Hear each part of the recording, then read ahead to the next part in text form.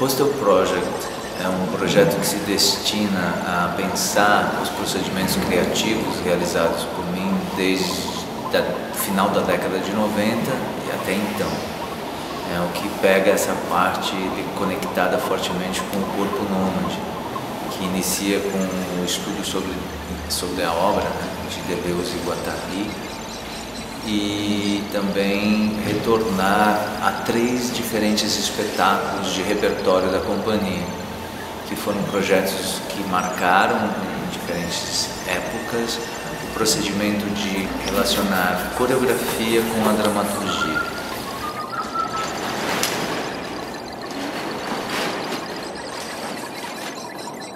O último degrau da escada está com sono. Criar um espaço livre. Pessoas jogando. Ali.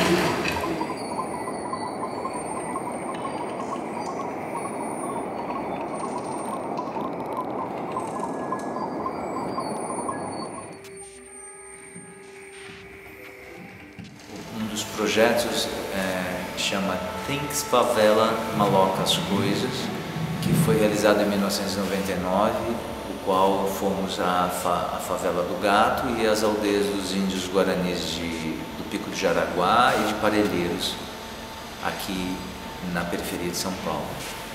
E o outro espetáculo é Algum Lugar Fora do Mundo, que teve um procedimento de um acampamento performático com diferentes tendas, e cada tenda com um tema, com um poeta, com um escritor, que servia como fonte inspiratória tanto para o intérprete quanto para toda a concepção do trabalho. E o terceiro projeto de espetáculo de repertório que nós selecionamos para esse Hostel Project, para hospedar nesse projeto, é o Barulho Indiscreto da Chuva. É um trabalho de 2008, onde nós utilizamos de um blogspot para realizar o levantamento de material poético, tanto por imagens quanto por textos e perguntas, conectada à indiscrição ou ao aspecto indiscreto de sensações que o corpo possa ter, por uma lembrança, por um sentimento ligado mesmo à ação de um movimento mais naturalmente falando, assim, um movimento que envolve a relação do corpo com essa memória que a pessoa levantava.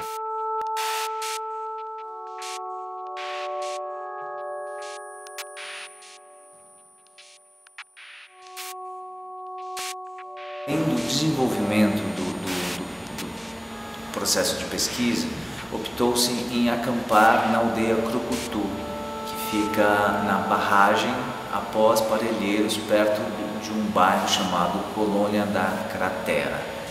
Então nós ficamos lá uns 2, 3 dias e buscamos entender um pouco mais o dia a dia deles e a necessidade que se tinha como primordial na questão de existência mesmo, né?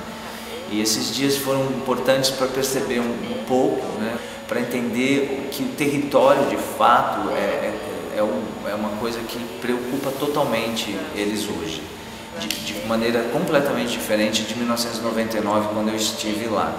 E a conexão dessa vez, além da questão política, em outro extremo, teve uma presença forte das crianças.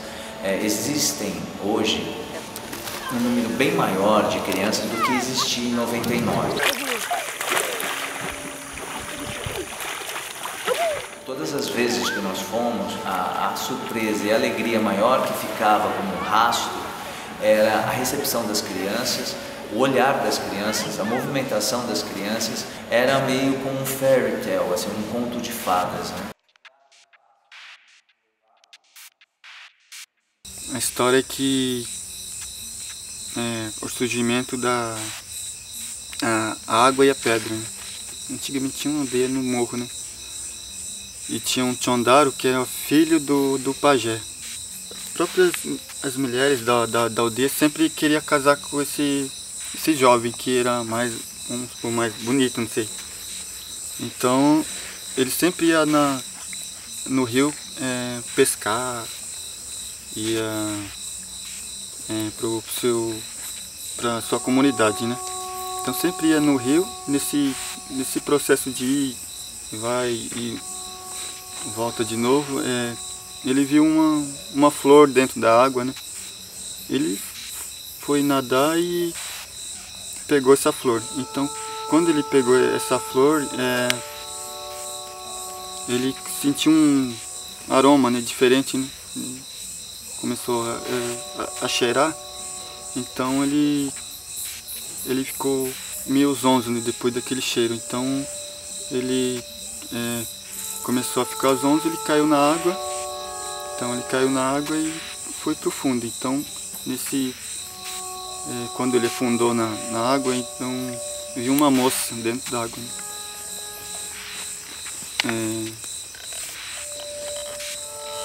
Viu uma moça dentro da água, então eles começaram a... Depois que ele viu a moça, ele sempre queria ir mais direto na cachoeira só para ver essa moça, né? Só que era, na verdade, uma moça que não existia, só existia na cabeça dele.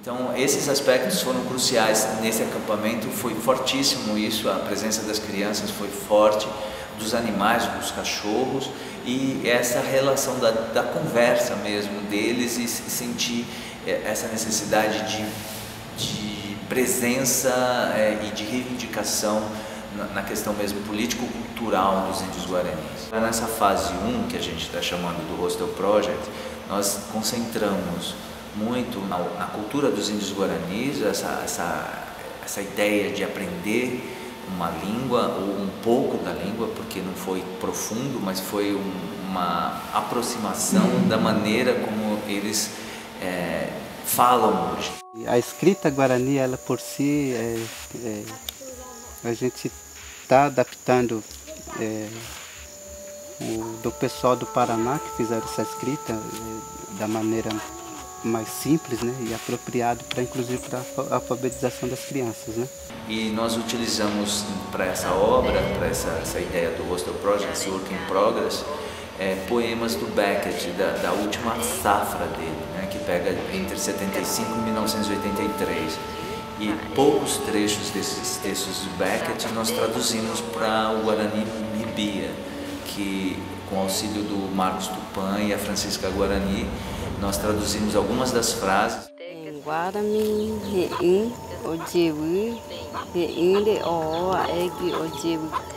E o foco primordial dessa fase 1 foi muito, de fato, sentir essa diferença de 99 para 2014 dos índios guaranis, pessoas que eu encontrei na época de 99 e tentando rever agora, depois desses anos que passaram. Algumas pessoas já de fato faleceram, os que eram crianças já são professores nas escolas das aldeias, e esse espetáculo surge dessa conversa, desse diálogo, de entender hoje o desejo do povo indígena, né, Guarani, qual a preocupação deles, tanto no aspecto social, cultural e político. E resultou em algumas cenas que nós estamos, de fato, nesse Work in Progress dessa fase, experimentando e mixando e fazendo disso o surgimento da coreodramatografia. Nós optamos em utilizar umas casas de cachorro, casas de criança, de boneca, que estão aqui como cenário e como também maneira de mostrar essa ocupação do espaço, esse esgotamento de ocupar um espaço e da necessidade de ter esse lugar onde viver, onde construir uma aldeia, uma tribo, uma história. E no diálogo com textos do Beckett, que pega o despovoador, no caso que a gente escolheu, o caminho, a companhia, ele aborda e demonstra que existe um esgotamento do espaço em si, né? Mais do que o próprio cansaço. E é um momento forte para os guaranis com relação à territorialidade e a questão também da desterritorialidade. Viver 40, 50 famílias nesse espaço aqui de 25 hectares, né? E não ver perspectiva, né? de que um dia ter esse reconhecimento era muito difícil, assim. Junto com a comunidade nós vimos a necessidade de discutir a expansão da terra aqui das aldeias, porque as famílias estavam aumentando, nós não temos aqui o material para o artesanato, nós não temos a matéria-prima para fazer as casas, casinhas tradicionais, né, que é coberto de sapé ou de taquara. Abril de 2012 foi publicado esse primeiro reconhecimento da FUNAI, no Diário Oficial, que fez a revisão do limite, mas estamos aí, hoje podemos ocupar, lá onde nós estamos, sofremos pelos proprietários a reintegração de posse no juiz, pedido de reintegração, mas só que a juíza negou. E essa conversa continua, a gente entende-se que é extremamente complexo pensar numa maneira de sistematizar ou um jeito sistêmico de pensar tudo isso, porque envolve uma organização que, no caso, segue a própria característica da linguagem da companhia, que é buscar uma conversa mais orgânica de entendimento, tanto de quem faz a luz, a iluminação, como quem faz o vídeo, como os próprios intérpretes, como quem vai conceber o figurino, como surge esse figurino.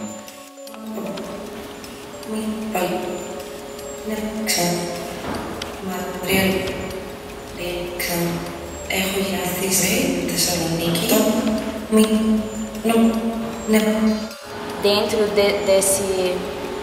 do processo, a gente buscou o corpo esquizofrênico, masoquista, e que vem do Deleuze e de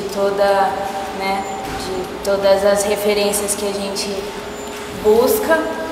E aí durante o processo, assim, depois com o envolvimento com os guaranis, a gente foi observando no dia a dia deles como a gente conseguia inserir isso dentro desse corpo que a gente estava buscando, que era também o corpo à margem, o corpo baldio.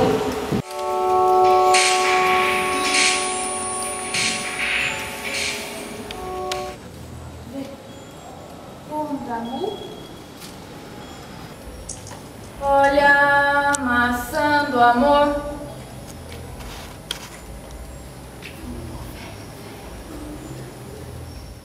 Foi a primeira vez que eu trabalhei com uma pesquisa mais aprofundada, assim, de ir numa aldeia, de ver como que é, passar 2 dias lá, sentir, né, o ambiente, que lugar é esse, que território é esse. E foi muito importante, assim, ter ido, porque a gente vai para pesquisar, mas a gente vai também para pensar muitas coisas, né, sobre a gente mesmo, até, sobre a gente como artista, como pessoa. Então, tudo isso a gente traz um pouco para quando a gente está em cena ou para quando a gente está montando alguma coisa, criando, né, sempre tem essa leitura dos lugares onde a gente esteve, né? Já tinha feito aula com o João antes, em 99, 2000, né? Foi quando eu fiz a aula, e assim, eu tenho a sensação de algumas coisas da aula de lá de trás e fazer hoje com outra experiência, porque naquela época eu estava começando, então foi bem assim, diferente, mas ao mesmo tempo foi resgate, porque assim, eu tinha muitas sensações da aula que eu fazia antes. né? E hoje ela é um resgate de tudo isso. Na verdade, fazer de novo a aula foi um resgate daquela sensação que ficou lá atrás e que foi bem legal, assim, descobrir isso de novo, acessar isso de novo.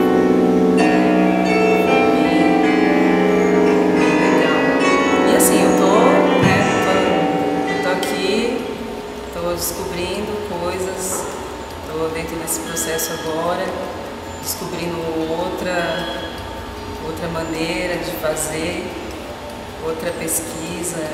Então, é um processo. Eu acho que a gente está toda hora modificando, toda hora transformando.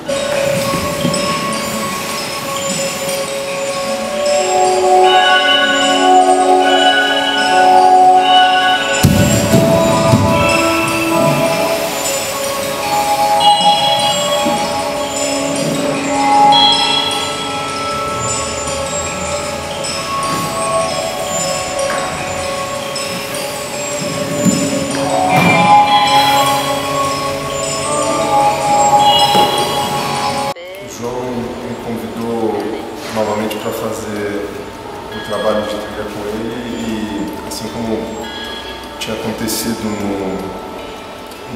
na sinfonia,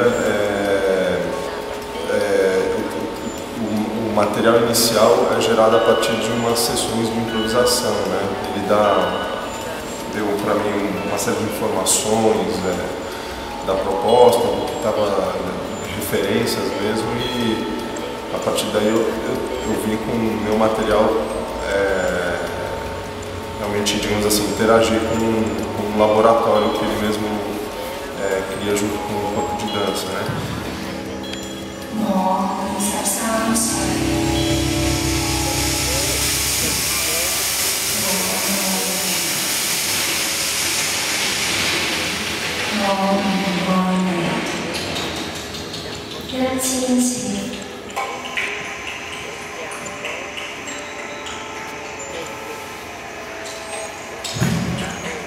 O trabalho corporal, a linguagem corporal, que eu caracterizo como a marca de surgimento da pesquisa com relação ao corpo nômade, ela coincidentemente inicia-se junto com a primeira visita à aldeia dos índios guaranis e à favela do Gato em 1999.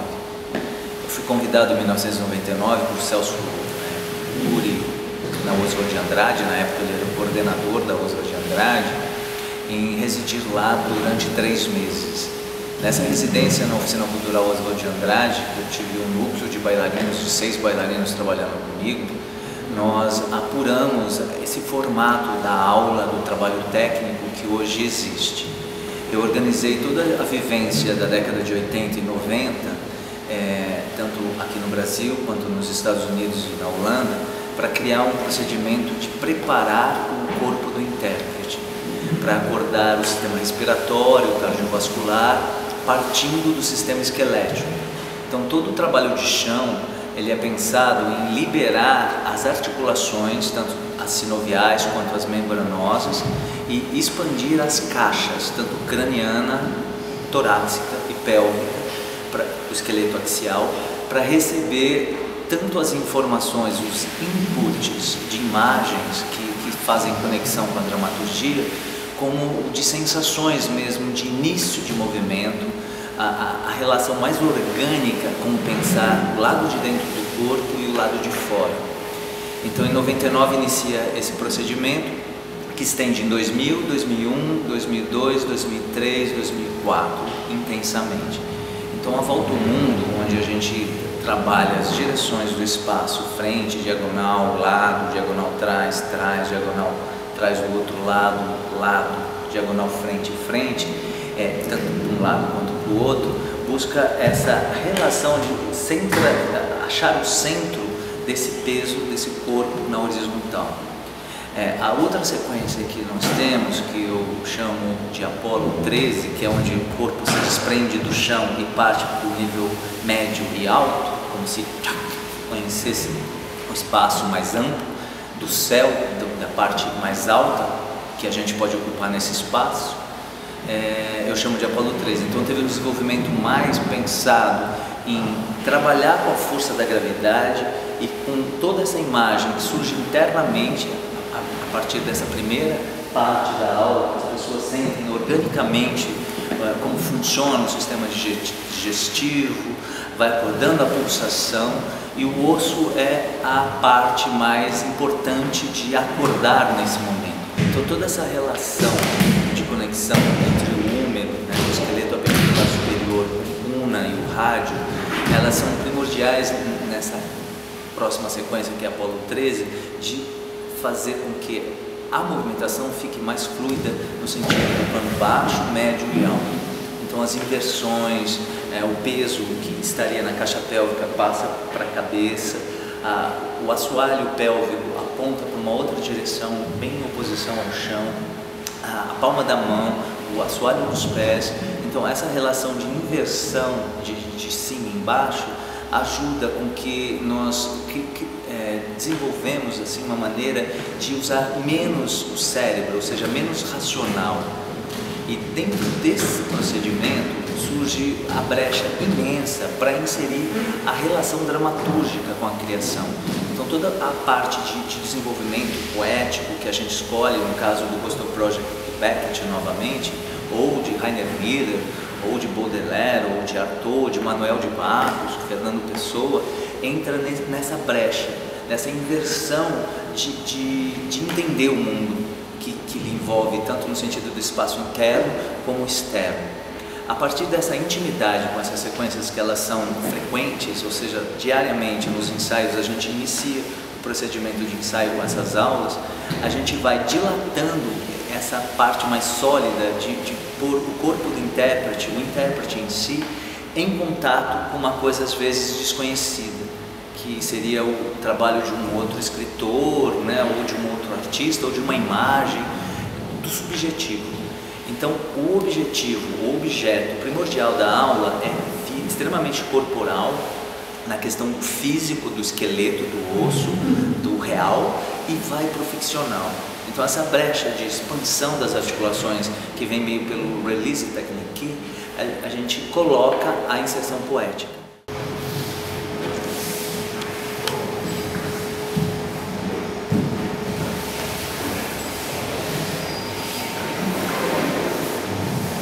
É um trabalho que esse projeto mostrou e indica que precisa de fato um tempo maior para a digestão disso tudo. No caso, foram mais, vamos dizer, 8 a 9 meses intenso pensando nisso. De fato não é suficiente, não se faz como uma maneira, vamos dizer assim, de tempo para pôr tudo isso num campo onde a gente possa separar o que é o que. Então por isso que eu, de fato, a companhia e nós chamamos de fase 1. Penso na fase 2 e fase 3 para ter esse discernimento mais claro e organizar um procedimento e uma forma de chegar mais próximo da essência e da substância disso, que é a investigação da Companhia Corpus Nómades e a minha.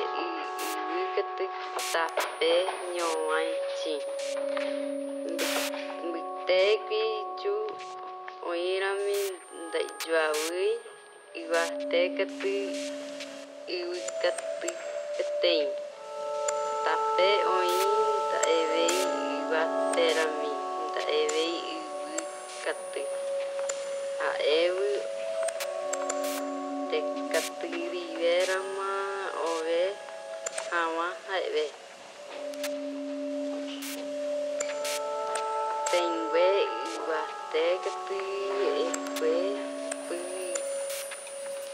noi cha veima o japo cheo egi o japo begui o quarta o iwatera mi iwikati o nyembo tu ri hae o hae ki awate hae o puta o japo nyoichi kultura mi hae o mombeu ngamo mbowu papu